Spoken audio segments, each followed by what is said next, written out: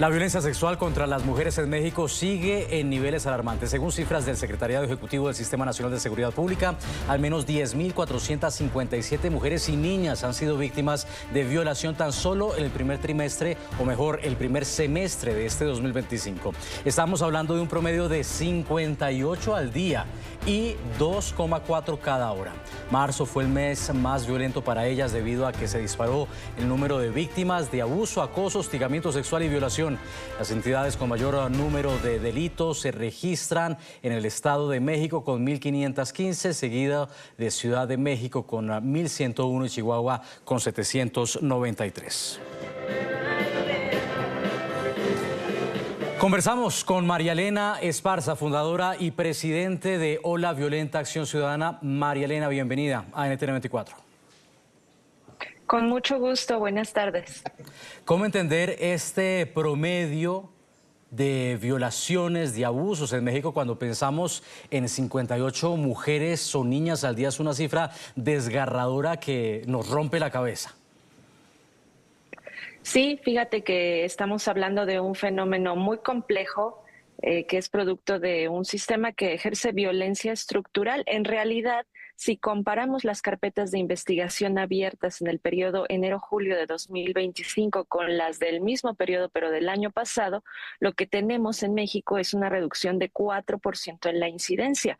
Pero eso no quita que todavía hoy hay muchas mujeres, decenas de mujeres que están siendo víctimas de este delito a nivel nacional y yo diría a nivel global, porque leí recientemente una estadística, por ejemplo, de Colombia, y señalaba ahí que 99 mujeres y niñas son víctimas de violencia sexual allá cada día. Entonces, estos promedios diarios nos abren los ojos respecto a la magnitud del problema que debemos enfrentar y que tiene muchas causas. Ahora, siempre hay que observar, estamos hablando aquí de los casos registrados ante la autoridad.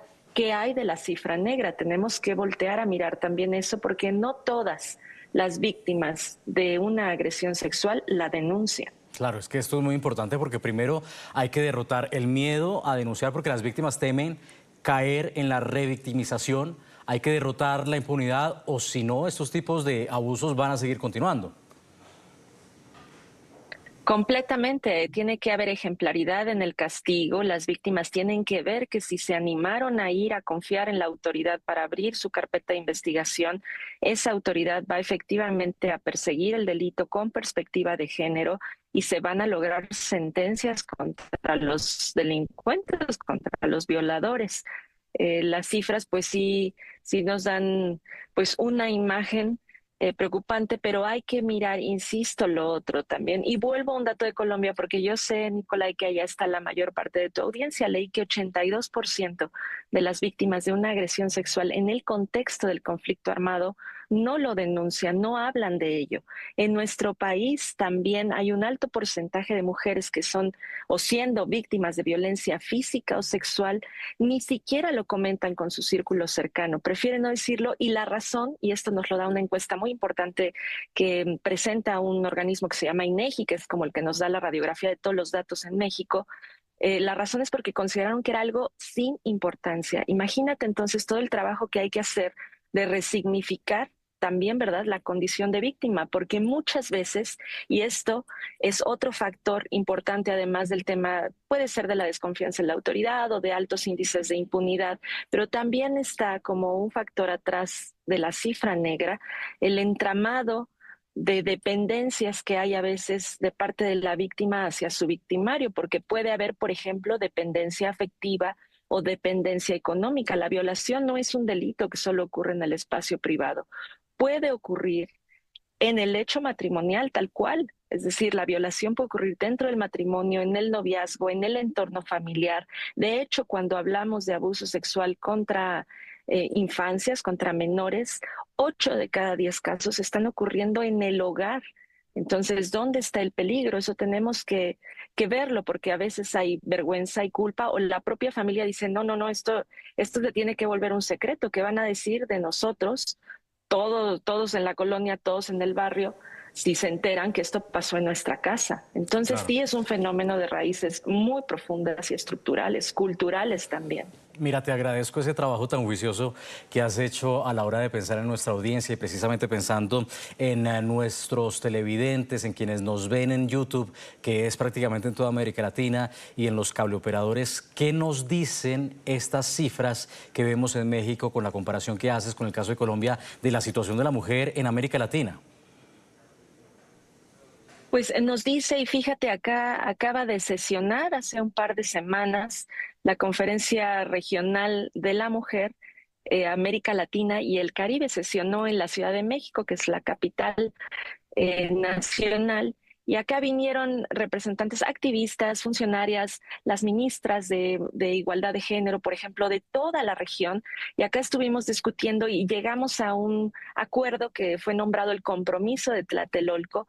Y ahí justamente el tema de la violencia sexual pues estaba nombrado, porque no es un tema local, no es un tema que afecte solo a una parte, digamos, de un país o de la región, es un tema que trasciende, de hecho está presente en los 5 continentes, pero cuando miramos el caso de América Latina, lo que encontramos es que hay constantemente esta elevada cifra negra, ese es un patrón que nos lleva a pues pensar, a comprometernos, a asumir que tenemos que, por ejemplo, generar campañas de visibilización que permitan a las mujeres, a las niñas, a los niños, a los hombres también, y este fue otro acuerdo del Compromiso de Tlatelolco, involucrar a los hombres, y es algo en lo que desde Hola Violeta hemos insistido muchísimo desde hace tiempo, involucrarlos como parte de la solución para que las personas sepan dónde está el límite y dónde empieza el derecho frente a ese límite. Si tú sufriste este tipo de agresión, está disponible, digamos, toda esta cadena de auxilio para tu servicio.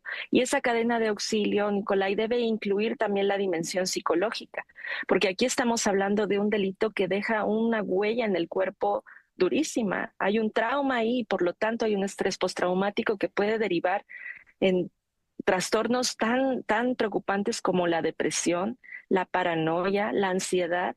Es sacudir la vida a través de la invasión al espacio íntimo. Así que sí debemos pues asumir ese compromiso tal cual a nivel regional. Lamentablemente, además de muchas otras cosas que nos hermana también la alta prevalencia de violencia machista en la región.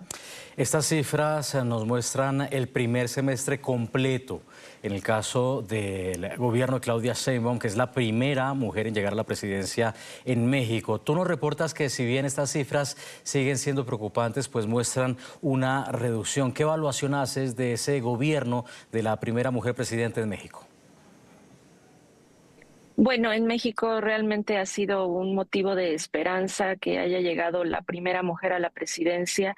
Ella ha implementado una serie de políticas públicas en la atención a víctimas y en la prevención también de los delitos de género, que han resultado bastante efectivas. La más reciente que se anunció es algo que se llama, es un programa llamado Abogadas de las Mujeres.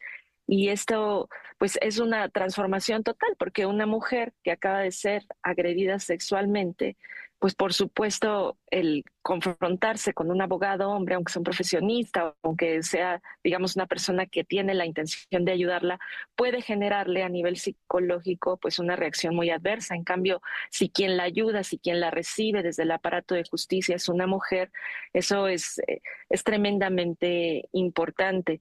Hay también un mecanismo en México que es la alerta de género, la alerta por violencia de género, que implica que los gobiernos de cada entidad tienen que desarrollar una serie de medidas pues, de control, de prevención, de combate frontal a la violencia y desde el hecho de denunciar, aceptamos que hay violencia de género, porque luego puede haber muchos gobiernos en algunos países donde esto se niega. ¿No? Se niega el fenómeno y puede ser que haya pocos reportes, pero no necesariamente es porque no ocurre. Más bien puede ser que no hay los mecanismos a disposición de las mujeres para que ellas se animen a reportar y a buscar ayuda. Entonces, lo que ha hecho la presidenta Sheinbaum sí es muy importante y a mí me parece que está sentando un precedente sí a nivel regional, y te lo digo porque en la conferencia de Tlatelolco muchas colegas venezolanas, colombianas, peruanas, de países del Caribe, también argentinas, chilenas, en fin, se acercan como a felicitarnos, ¿no? Tienen mucho orgullo y tienen mucha emoción de ver el cambio que está ocurriendo con una gobernante feminista en nuestro país, y a mí también eso me parece que es un motivo de, pues, de esperanza, como lo decía al inicio. Falta mucho por recorrer, no debemos caer en un optimismo ciego. Debemos siempre estar atentas a todo lo que está pendiente, pero hay un buen camino que empieza a recorrerse ahora. Es que 58 mujeres violadas en México al día no es una cifra menor. La seguimos acompañando, las mujeres en América Latina. Marilena Esparza, fundadora y presidente de Ola Violenta Acción Ciudadana. Gracias por haber estado aquí. Sin duda, con gusto y hasta pronto.